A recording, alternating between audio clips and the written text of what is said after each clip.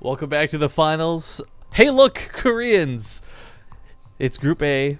I'm casting tonight with Mal and Zombie Girl, but of course you guys should know me. I'm Rifkin at this point. Spawning in the top left corner of the map. What an epic finish! Ladies and gentlemen, I'm proud to present the blue Terran player, Gumiho.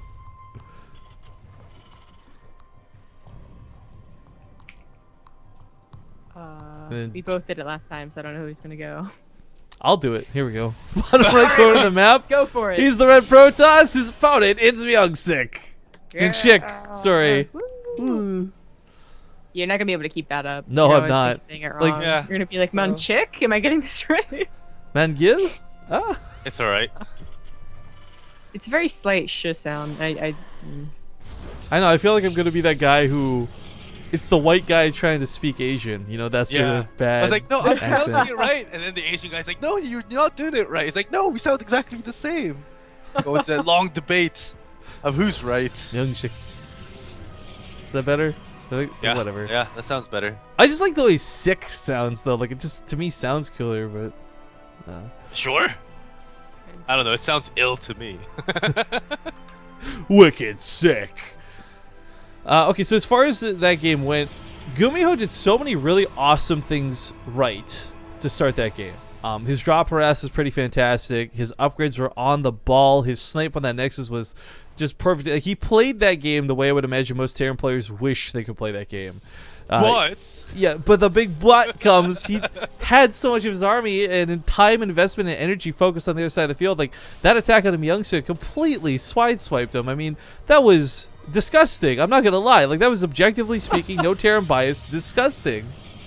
There was a lot of different things that went into it, but you would think like how bad the upgrades were that they would have made it up. But just like, you know, because he had a stim to dodge the storms that were coming down at that third, that he, you know, drained the 2 medics that he had and had like pretty low marauders. So when the charge lots connected, they were like swipe. Yeah, on the left side, it makes that was a big sense. deal. It just looks like, you know, you look at the upgrades and you look at the concave and you're like,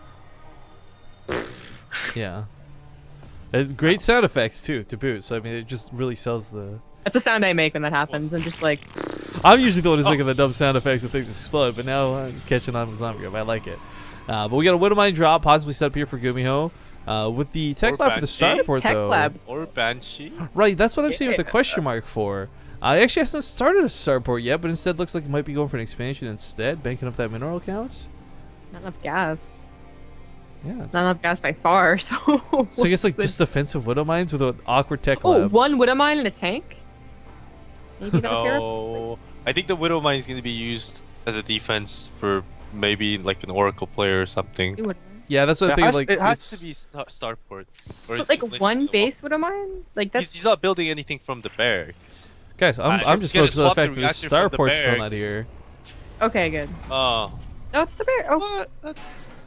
Because what I thought he was gonna do is build starport at the tech lab, swap the factory to the reactor, build 2 Hellions and Widow Mines every now and then Yeah. go for Hellion Banshee. Well, we got classic. You guys can debate Gumiho. I'll let you do it because I have no idea what the fuck he's doing either. But Myungsik, he's going for the Stargate, classic style. He might open with the Oracle just because it's this map and the rush distances and all that. But it's got to be Phoenixes, right? Like it's Myungsik, Phoenix all the way. Now the question is, how much does he go? Last time we only saw him go about 5 or 6 versus top, but it didn't really stop him from winning that game. I'm still baffled by Gumiho's build order. It's like he really was scared of like either an Oracle or like an early gateway push, for instance. Like that's the only that's the only reason you get like such an early Widow Mine. Otherwise, like a normal like 2 base timed Widow Mine would be okay. What do you call a Zealot, Stalker, and Mothership Core Poke. poke? You just call it a poke. There's no different term. Yeah, or anything like that. just a poke.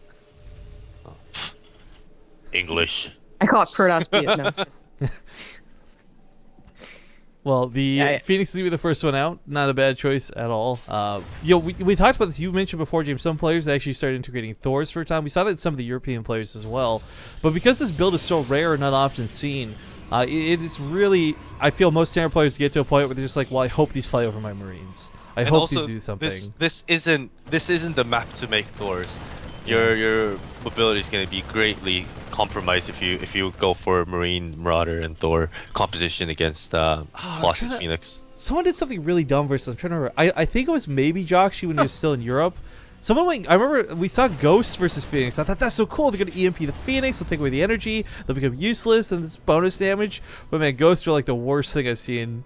At least maybe it was just controlled wrong in that game. I don't know, but Well, yeah. I think Yeah. theoretically, I think it was an okay choice because Phoenix is considered also like light armored-ish, so the Ghost would do bonus theoretically damage. Ghost would do bonus damage against Phoenixes. Eventually, you do get like a perfect composition off the back of Phoenix Colossus. Like obviously, you're on Phoenix Colossus for a very long time, but then you do start getting like Charge and High Templar. So I don't remember that game, but maybe he just went like way too fast into Ghosts. Yeah, maybe. I don't know. We'll see what Uh-oh, Gumiho Metamax. decides to do, though, because it's a different player than top. Might have different solutions. Widowmines are Drop it! here, but... Ooh, so the Stalkers. That's actually a nice pickup. I would have scared to do that, but I guess he knew that he opened with Phoenixes, so Blink wouldn't be there. It was a good move. But still, it's Actually, even the thing is, scarier. Gumiho might not think that it's a real Phoenix. He might think That's it was true. it was a hallucinated Phoenix because he acted Ooh, pretty there's the well. stim. There's the stim. Oh, two Stalkers. I thought it was going Oh, for the Mothership Core. And Widowmine just came in but got stopped. No, Medevac. Oh, they can pick off the Phoenix. Hey, that's one way to skill Oh. Phoenix. Oh. Almost skill Phoenix, pardon me. Yeah, and Widowmine. I kind of like the cancel on the Colossus and then restarting it because he doesn't quite know like what's going on. Yeah. So, yeah, gets the Observer out instead. He knows he needs that detection. He knows this will be a problem. Okay, he's going for another all-in with 7 Gateway. This time Oh, against yeah. Terran versus against Zerg. Oh, I don't know. GG's. Yeah, I thought so. It yeah. looks so silly, guys, but there was This no is gonna- secondary overcharge. The Colossus was canceled to get the Observer out. And there was no secondary photon overcharge. Yeah, that's what I'm saying. Like, there was no other way to do